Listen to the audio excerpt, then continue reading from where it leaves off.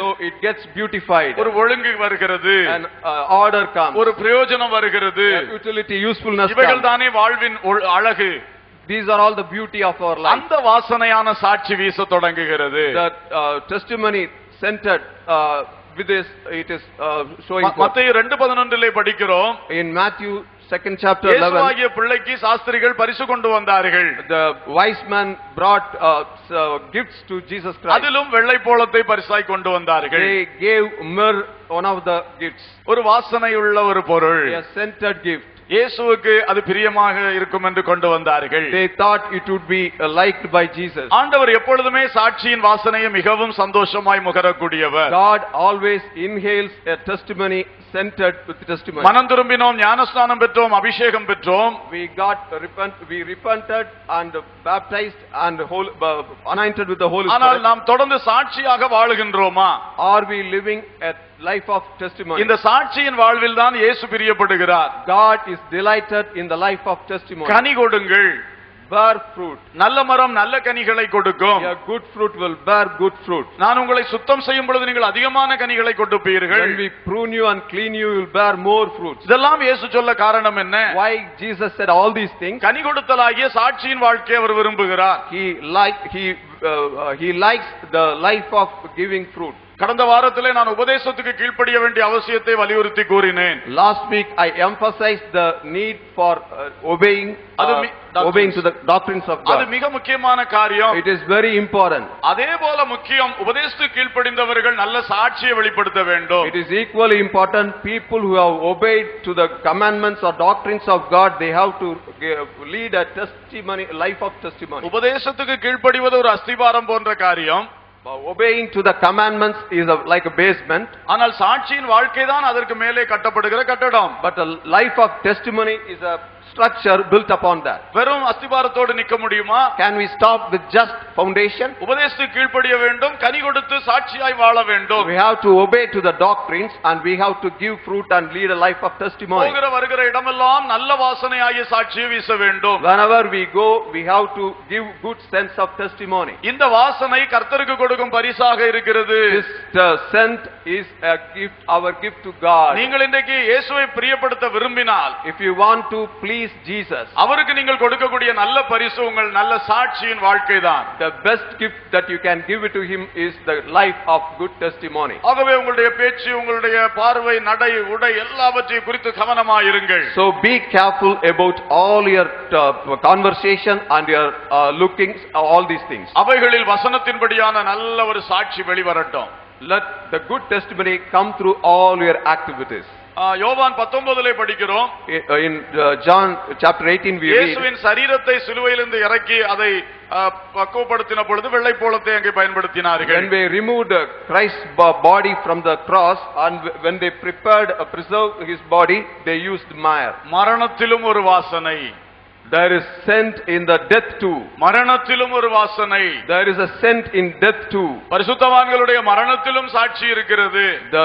In the death of the holy people, there is a scent of testimony. இந்த உலகத்தில் எத்தனையோ விதமாக மக்கள் வாழுகிறார்கள், மரிக்கிறார்கள். Many kind of people live in this earth and they die. ஆனால் மரிக்கும் பொழுது சிலரை பற்றி ஒரு சாட்சி மனுஷர்கள் கூட சொல்ல மாட்டார்கள். But when some people die, people is reluctant to give a testimony about that person. சிலர் மரிக்கும் பொழுது சாட்சி சொல்லிக்கொண்டே இருப்பார்கள். When some people die, people cannot stop testimony about those people. அவர்கள் வாழ்ந்த வாழ்க்கை அவ்வளவு பாடங்களை இவர்களுக்கு கற்றுக் கொடுத்திருக்கிறது. Because the lessons they are benefited by some lessons out of their people's life. அவர்கள் வாழ்ந்த வாழ்க்கை இவர்களுக்கு நிறைய கனிகளை, பிரயோஜனத்தை கொண்டு வந்திருக்கிறது. Their life has brought lot of fruits into their life. அதனால தான் மரணத்திலும் அந்த சாட்சியின் வாசனை வீசிக் கொண்டிருக்கிறது. That is why even in the death the scent of testimony is giving. அந்த மரணத்திலே இந்த உலகத்தில் உண்டாகிற சாட்சியே விசேஷமா இருக்கும் என்றால், even in the death, if that the testimony out of their life is so important, பரலோகத்திலே உண்டாகிற சாட்சி எவ்வளவு மேன்மை உள்ளதாக இருக்கும். how greater the testimony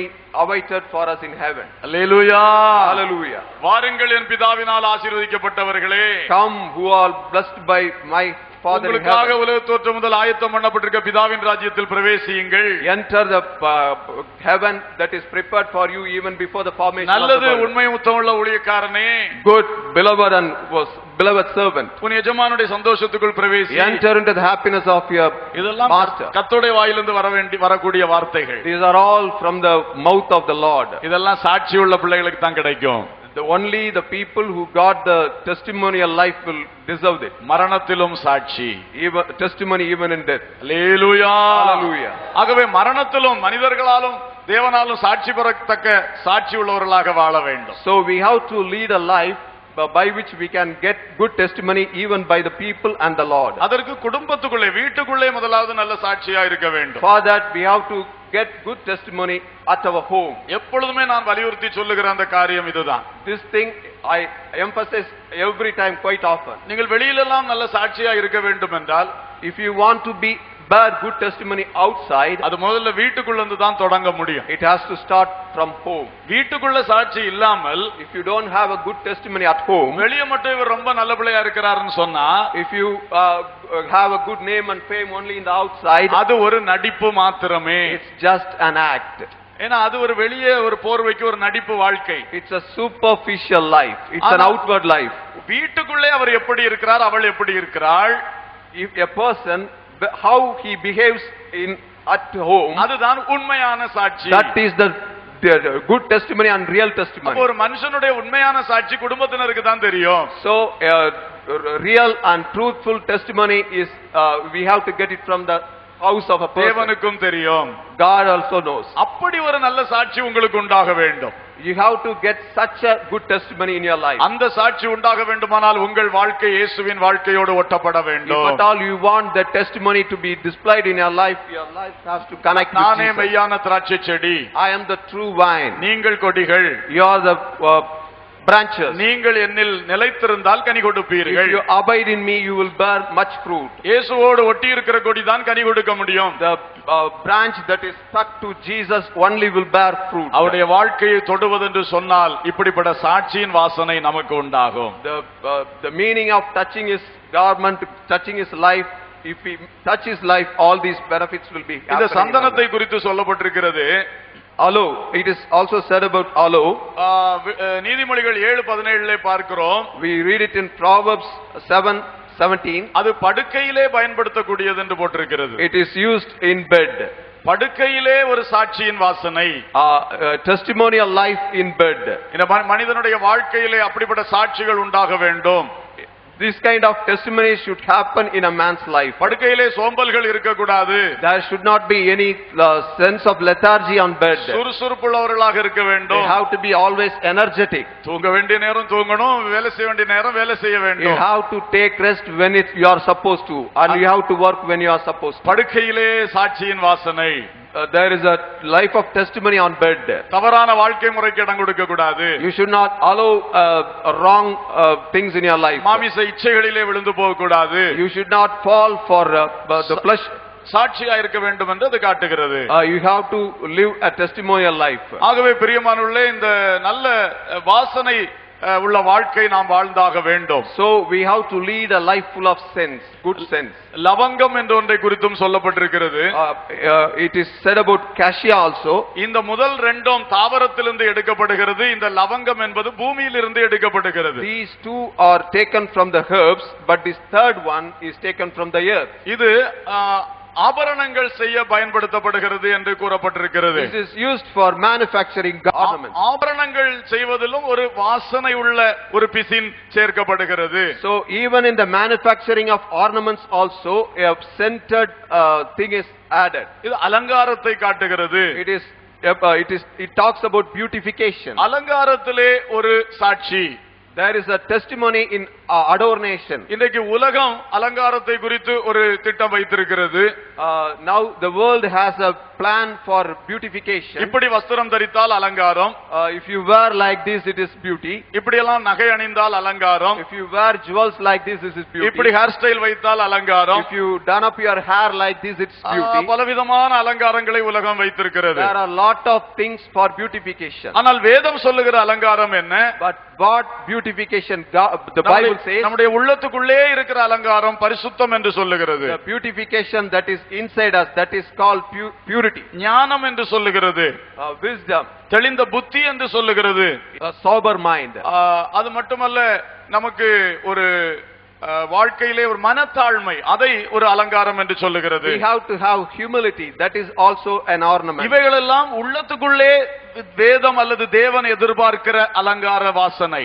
These are all things that God expects from us. இனி புறம்பாக சொல்லும் பொழுது, when we say outwardly, நம்மிடத்தில் தேவனும் வேதமும் எதிர்பார்க்கிற அலங்காரம் வாசனை என்னது?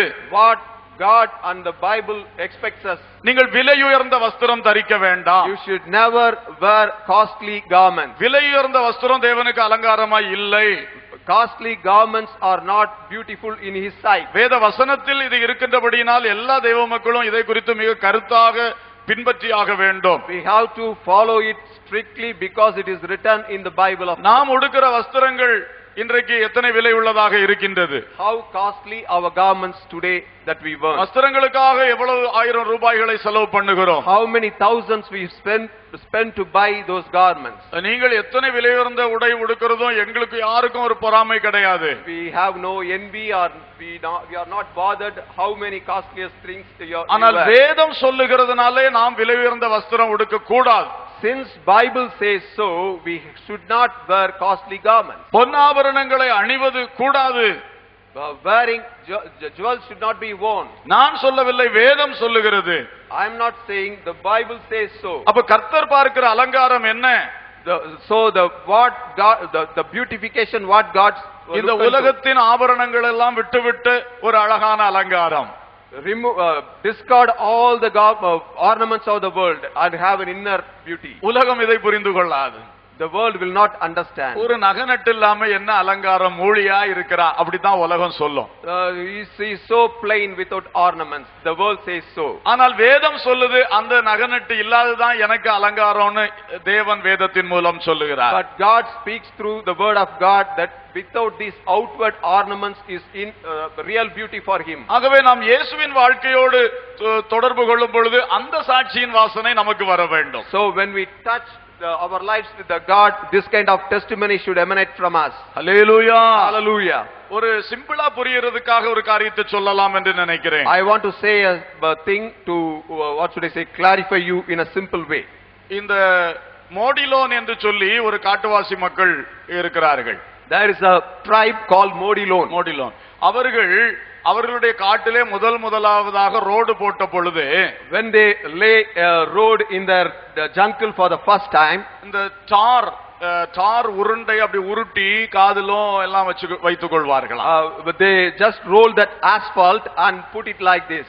ஏன்னா அவங்க இந்த டார் ரோட வாழ்க்கையில முதல் முறையா பார்த்திருக்காங்க. Because they have seen the tar road for the first time in their life. அப்ப இந்த டார் டப்பா எல்லாம் கொண்டு வச்ச உடனே இது ஏதோ அலங்கார பொருள் சொல்லி எடுத்து மேல எல்லாம் ஆபரணங்களா போட்டுக்கிடுவாங்க. So when the cans filled with tars, when they kept there, they thought it as a thing of beautification. அப்புறம் பார்த்தா அந்த டாரை எடுத்து உருக்கி ரோடு போட்டு கொடுக்கறான். Then the people came and spread it on the road. அப்பதான் அவங்க புரிஞ்சுக்கிடுறாங்க, ஓஹோ இப்படி இது நடக்கிறதுக்குள்ளதா, இது அணிகிறதுக்குள்ளது இல்லையா. Then only they came to know that it is meant for paving the road, not to wear on their ears. அதுபோலதான் இன்றைக்கு நம்ம ஆட்களும் நிறைய பேர் பொன் ஆபரணங்களை எல்லாம் தூக்கி போட்டுக் கொள்ளுகிறார்கள். Likewise, so many of us now put on so many ornaments. ஆனால் வெளிப்படுத்தல் 21-22 படித்து பார்த்தால் தெரியும். If you read Revelations chapter 22-21, போய் நித்தியமாய் வாழப் போகிற புதிய எருசலேம் பட்டணத்திலே, the New Jerusalem town where we are going to live forever, வீதி அல்லது ரோடெல்லாம் சுத்த பொன்னாக போட்டிருக்கிறது. all the roads are laid with pure gold. தங்க சாலை, it's a golden road. நம்ம நாட்டுல தங்க நாற்கர சாலைன்னு ஒண்ணு இருக்குது.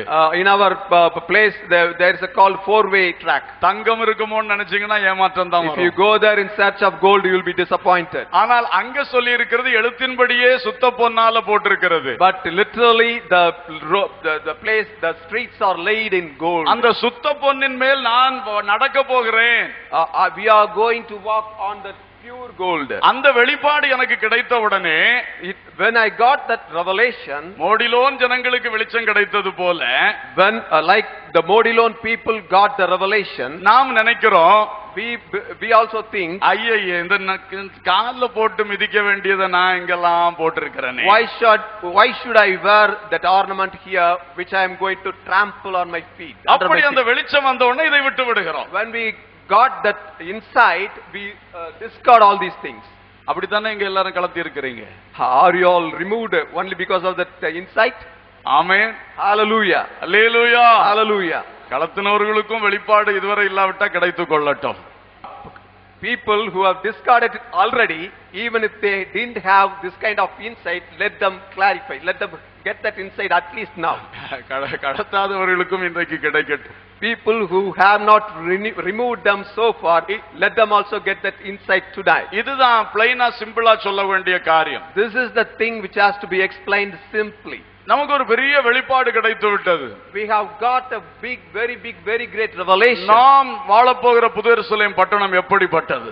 How great the place, the new Jerusalem which we are going to live forever. அங்கே சுத்த பொன் நம்முடைய காலின் கீழே. There the pure gold will be under our feet. அந்த வெளிப்பாடு இல்லாதனால இன்றைக்கு 24 கேரட் பொன்னு காதலையும் கையிலையுமா தொங்கி கொண்டிருக்கிறது. Since we don't get the revelation, we are what should I say, clinging on to the 24 karat KDM. So இதிலே நாம் வெற்றி பெற வேண்டும். So we have to overcome and we have to be victors on this. நாம் கர்த்தர் இயேசுவாகிய ஆத்ம மணவாளனுக்காக நம்மை அலங்கரிக்கிறோமா, மனிதர்களுக்காக அலங்கரிக்கிறோமா? Are we adorning ourselves for our soul's groom, Jesus Christ, or we are adorning for the world? இந்த உலகத்தில் உள்ள மனிதனை திருப்திப்படுத்துறோமா, நம்மை ஆட்கொண்ட நமக்காய் ஜீவனை கொடுத்த நமக்காய் ராஜ்யத்தை ஆயத்தம் பண்ணுகிற இயேசுவை பிரியப்படுத்த போறோமா? Are we satisfying the people of the world, or are we pleasing the God who has sacrificed everything for us and who is preparing a wonderful world for us? உண்மையிலே இயேசுவை நீங்கள் பிரியப்படுத்த மனதுள்ளவர்களானால், if you are really want to please Jesus Christ, அவர் தன்னுடைய அப்போஸ்தலர்களை கொண்டு தெளிவாய் சொல்லி இருக்கிறது போல பொன்னாபரணங்களை அணிவதை நிறுத்திவிடுங்கள். we have to stop wearing golden ornaments as it is written through his apostles. Hallelujah. Hallelujah. முடி அலங்காரமும் அதிலே சொல்லப்பட்டிருக்கிறது. Hairstyle is also included in that. தேவையில்லாத ஹேர் ஸ்டைல்களுக்கு போக வேண்டாம். Don't go for unwanted hairstyle. சில வாலிபர்களை எனக்கு தெரியும். I know some of the youngsters, நல்ல ஹிப்பி வளர்த்து போட்டுக் கொள்வார்கள். they grow a lot of hair. நானும் அப்படிதான் செஞ்சு கொண்டிருந்தேன். I was also like that only. பிறகு தலை நீர் பிடிச்சு சளி பிடிச்ச பிறகுதான் புத்தி வந்தது. When I got troubled on my body, I got the realization.